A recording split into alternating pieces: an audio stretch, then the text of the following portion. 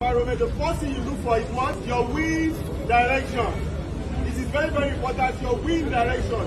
You always try to attack the fire from the back. Because if you are facing the fire and you squeeze, the fire can jump on you. So you have to go to the back and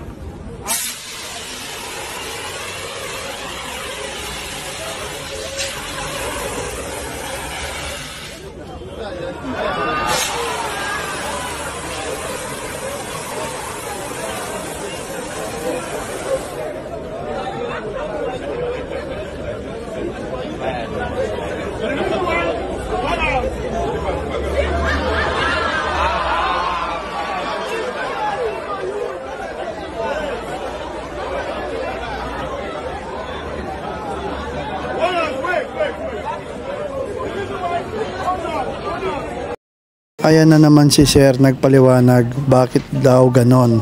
So pinaliwanag niya, humingi siya ng pasensya, mali yung fire extinguisher na ginamit doon sa demonstration. Kaya guys, mas mainam pa rin pag may training, makinig mabuti. Okay guys.